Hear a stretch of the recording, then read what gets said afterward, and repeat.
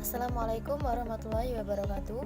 Izin memperkenalkan diri, kami dari kelompok 4 Akuntansi Syariah yang beranggotakan Dwi Wahyuni dengan NPM 1813031051, Miftah Sofia Novianti dengan NPM 1813031005, dan Rian Yulianto dengan NPM 1813031043. Di sini kami akan menjelaskan mengenai PSAK 101 dan contoh penerapannya. Baiklah, langsung saja. Di sini penjelasan yang pertama yaitu mengenai sejarah PSAK 101. PSAK 101 pertama kali dikeluarkan oleh Dewan Standar Akuntansi Keuangan Ikatan Akuntansi Indonesia atau PSAK IAI pada 27 Juni 2007. PSAK ini menggantikan ketentuan terkait penyajian laporan keuangan syariah dalam PSAK 59 Akuntansi Perbankan Syariah yang dikeluarkan pada 1 Mei 2002.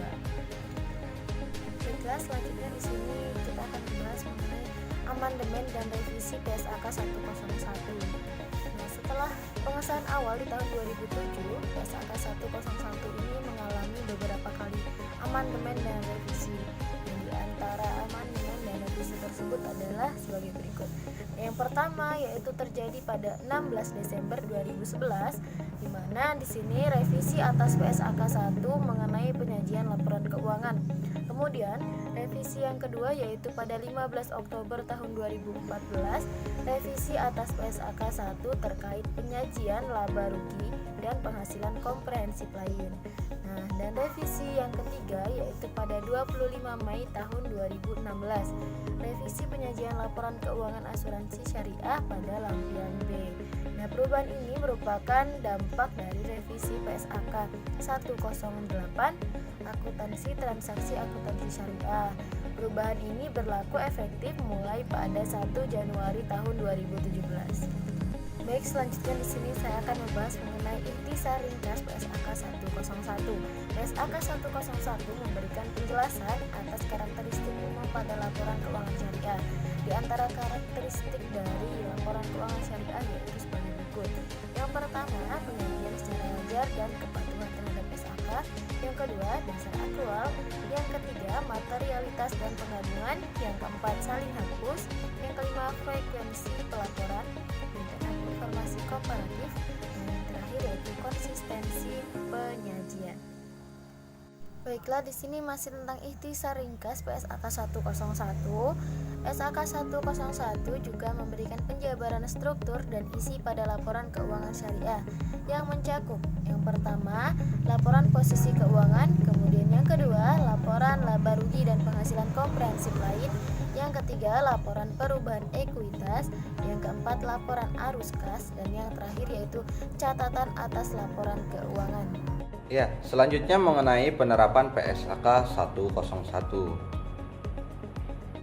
Nah, penerapan PSAK 101 itu yang pertama mengenai laporan sumber dan penyaluran dana zakat. Nah, dana zakat dalam entitas syariah, sumber dana zakat yang berasal dari pemilik bank diperhitungkan dari laba neto sebelum pajak selama 1 tahun.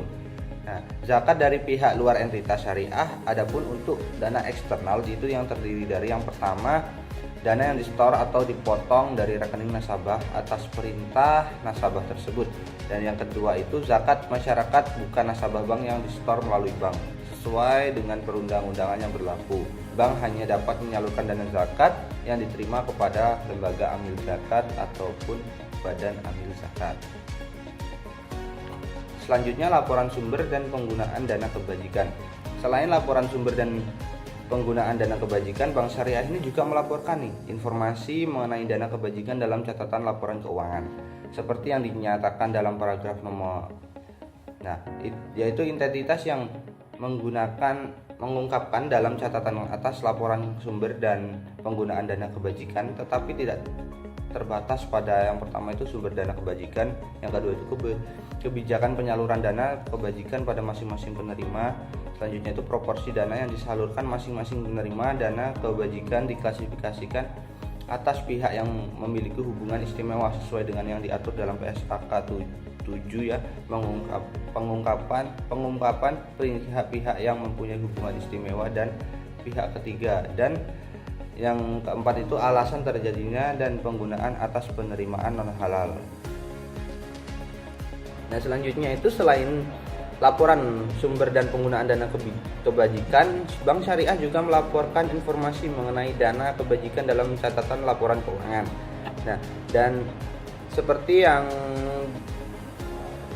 entitas yang mengungkapkan dalam catatan atas laporan sumber dana mengungkapkan penggunaan dana kebajikan tetapi tidak terbatas pada yang pertama itu sumber dana kebajikan, selanjutnya kebijakan penyaluran dana kebajikan pada masing-masing penerima.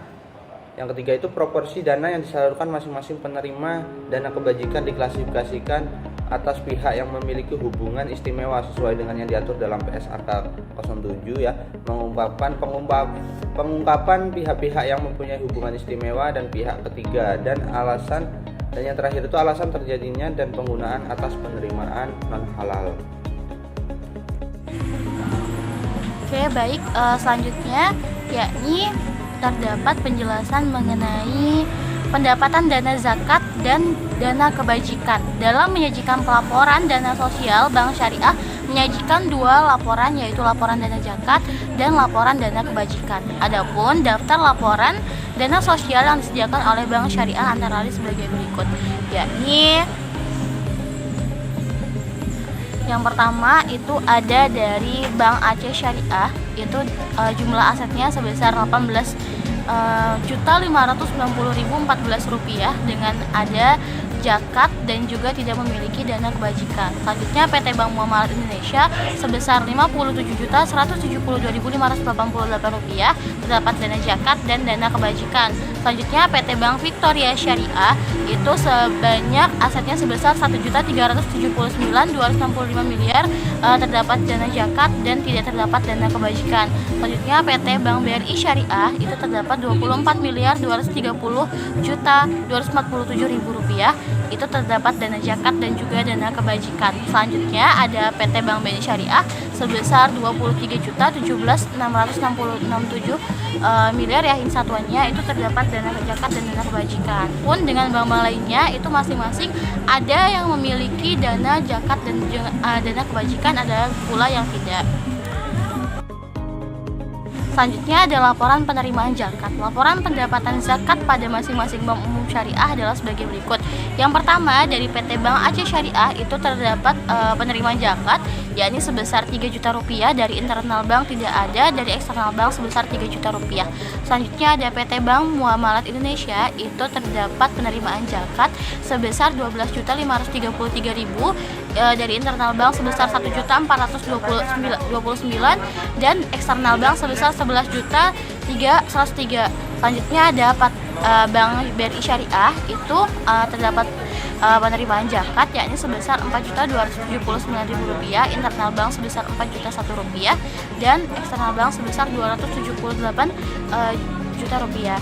Begitupun dengan bank-bank yang lainnya, di sini telah kita sajikan datanya.